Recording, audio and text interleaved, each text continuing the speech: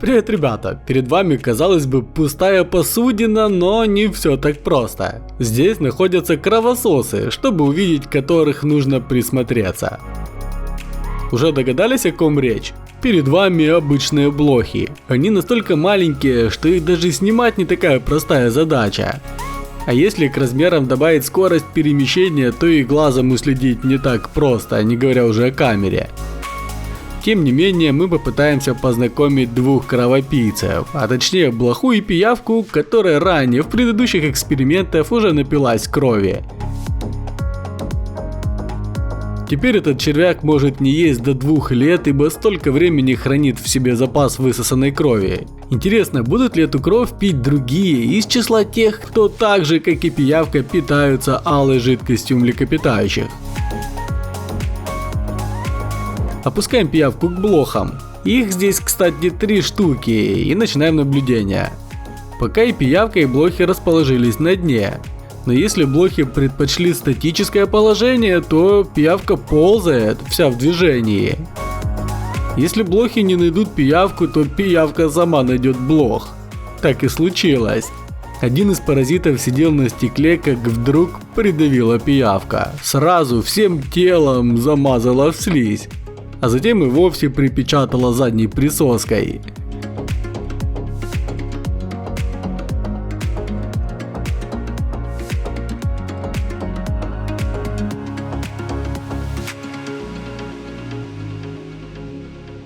Кстати, слизь оказалась настолько липкой, что когда пиявка продолжила свое движение, блохе тоже пришлось путешествовать.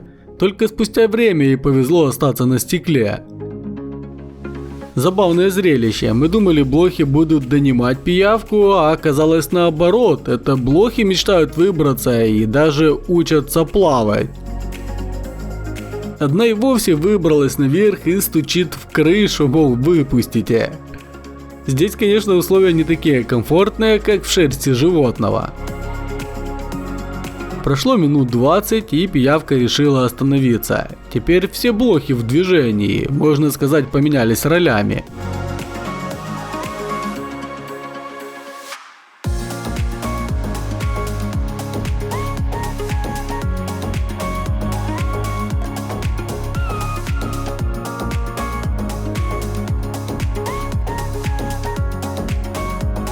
И вот наконец блоха смогла зацепиться за ровную поверхность и пошла по пиявке. А затем спрыгнула с нее, кровь пить как с других животных так и не стала. Итого более часа наблюдения, но результата нет. Раз блохи для пиявки безобидны, то как насчет клеща? Этот, как мы знаем, досаждает животным не меньше, чем блохи. К тому же он не брезгует кровью людей. Именно человеческое, напомню, внутри пиявки. По всей видимости, перемещаться по стеклу клещу так же комфортно, как и корове по льду. Зато есть возможность рассмотреть, что у него 8 лап, а спереди хоботок, которым разрывается кожа, и клещ проникает внутрь. Захочет ли клещ проникнуть в пиявку? Пора выяснить.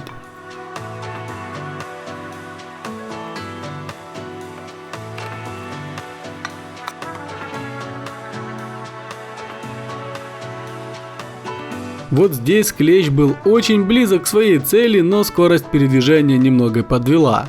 Зато пиявка сделала кружок, подобралась с тылу и замазала клеща своей слизью. И еще одно долгое касание, но клещ так и не воспользовался подарком судьбы. Или он, как блохи, предпочитает другое строение кожи, а пиявка не подходит. Смотрим дальше. Через пару минут ситуация повторилась, только на сей раз пиявка всем телом навалилась на клеща. Хорошо видно, как он шевелит лапками и вроде даже хоботком. Сейчас, наверное, точно присосется. Но стоило пиявке отползти, стало ясно, что стыковки снова не получилось. И вот с третьей попытки клещ запрыгнул на пиявку, как Тореадор на быка. И началась настоящая коррида. Теперь клеща не так просто себя сбросить. Все-таки у него 8 лап. Но клещ не спешит проникать внутрь. Он выбирает для себя удобный участок кожи. И вот наконец клещ доказал, что он настоящий кровосос. Выходит, ему не важно, животное перед ним, человек или пиявка с кровью внутри, он не упустит возможности полакомиться. А пиявке, похоже, не нравится, когда у нее пьют кровь, а не она. Теперь узнает, что такое быть жертвой.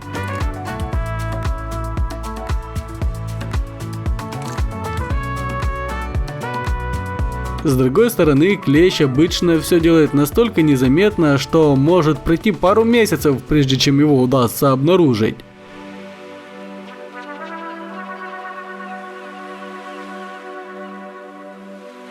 В нашем же случае пиявке удалось избавиться от клеща довольно быстро. Точнее, это клещ покинул тело пиявки. Скорее всего, это объясняется тем, что кровь внутри пиявки смешана с собственным желудочным ферментом, который не дает крови сворачиваться годами. И вот такая смесь, по всей видимости, не очень-то и нравится клещу. А как насчет комаров? Мы тут словили парочку и уже запустили к пиявке. Один буквально сходу сел на червяка, но тут же отлетел в сторону. Зато теперь можем попробовать его рассмотреть. Обратите внимание, насколько у него длинный хоботок по отношению к голове, и к тому же черный на конце. Им-то он и протыкает свою жертву в попытках напиться чужой крови. Думаю, многие знают, что кровь пьют только самки, особи мужского пола питаются росой.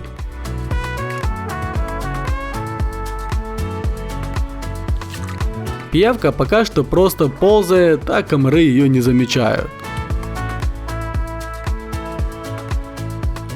Хотя комары в поисках жертвы ориентируются на запах крови, который хорошо проходит сквозь кожу. По идее, кожа пиявки также должна пропускать запах того, что под ней скрыто. Вот пиявка в своей обычной манере уже вплотную подобралась к насекомым, но те не проявляют никакой реакции. Один и вовсе уселся вплотную и принялся чистить крылышки, затем лапки, какой чистоплотный. И вот наконец один из комаров оседлал пиявку, но что он делает? А ничего, задрал свой хоботок вверх и просто сидит. Или стоит, короче, в состоянии покоя. Даже когда пиявка начала движение, комар по-прежнему оставался сверху. Он что, прилип?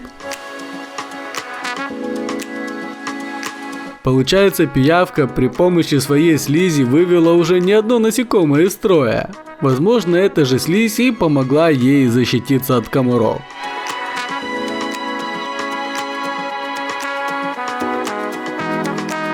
Итого, один лишь клещ смог присосаться к пиявке, и то кровь ему не зашла. Сегодня все, пока. Пока-пока.